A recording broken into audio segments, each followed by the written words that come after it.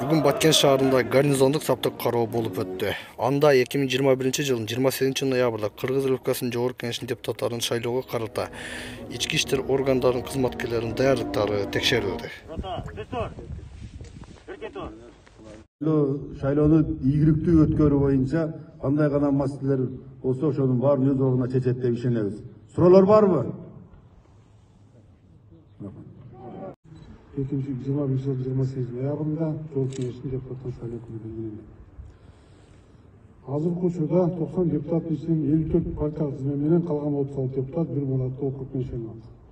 Ушуга байланыштуу ички иштер органдарына азыркы учурда шайлоо боюнча үгүт иштери жүрүп жатканда жана шайлоону өткөрүү мезгилинде мыйзамдуулукту, жарандардын укуктарын жана эркиндигин камсыздоо, ул тартипти сактоо, шайлоо участкаларын шаймандар менен кайтаруу, шайлоо участкаларына шайлоо бюллетенин ташуу жана жеткирүү кодексин камсыздоо текшерүү чараларын көрүү боюнча уюштуу иштер жүргүзүлдү.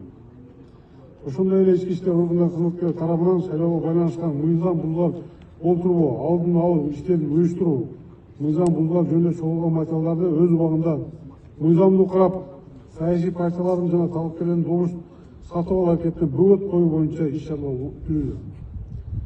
Урматтуу кесиптештер, бул шайлоо башка шайлоолорго караганда өзүнүн тазалыгы, калыстыгы жана элдин тандоосу боюнча ишке ашырылат. Добуштарды сатып алуу же бурмалоо боюнча мыйзам бузуу фактысы болсо, ички иштер органдары кыска мөөнөттүн ичинде аныктап, жыйынтыгын шайлоо комиссиясына берүүгө тийиш. Шайлоого даярдык көрүү жана шайлоону өткөрүү учурунда ар бир кызматкер кызматтык милдетин аткарууда жеке жогорку жоопкерчилик менен кызматтык тартипти сакталышы керек. Урматтуу ички иштер бөлүмүнүн жетекчилери, шайлоо участкаларына бөлүнгөн кызматкерлерге түзүлгөн шарттары тамак аш менен камсыздалуусу көзөмөлгө алынсын жана өздүк курамдуу санитардык каражаттар менен камсыздоо тиешелүү деңгээлде ишке ашырылсын. 2021-жылдын 25-ноябрынан баштап республиканын барлык аймактарында кызматкерлер күчөтүлгөн тартипте кызмат өтөгө өтөт. Жогоруда белгиленип кеткен учурлардын негизинде Кыргыз Республикасынын ички иштер министри урматтуу Ниязбек Улан Омонканович тарабынан жалпы 10 тапшырма коюлган. Бул шайлоого чейин үгүт иштери учурунда жана шайлоо күнү коомдук коопсуздук менен жол кыймыл эрежелерин сактоо күчөтүлгөн тартипте камсыздалсын. Шайлоо участкаларына бөлүнгөн кызматкерлерге тиешелүү шарттар түзүлсүн.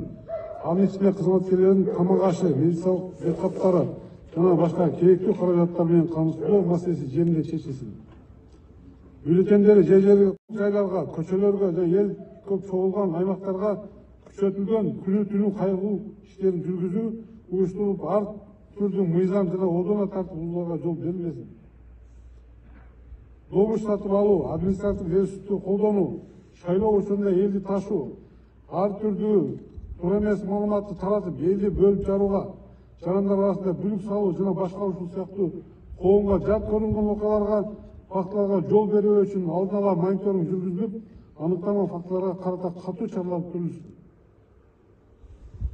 Ички иштер органдарынын документтештүү топтору күчөтүлгөн тартипте иш алып барсын. Анын ичинде жарандардан, байкоочулардан, коомдук уюмдардан жана интернет тармактарынан келип түшкөн ар бир маалыматты ыкчам текшерүү, жеринде тез арада териштирүү жүргүзүү иштери биринчи жетекчилер тарабынан көзөмөлгө алынсын. Шайлоого добуш берүү үчүн келген жарандарга сылык мамиле жасап, шайлоочулар участкаларга кирген мезгилде социалдык аралык сактоо, беткап тагынып алуу, ординаттык сактоо боюнча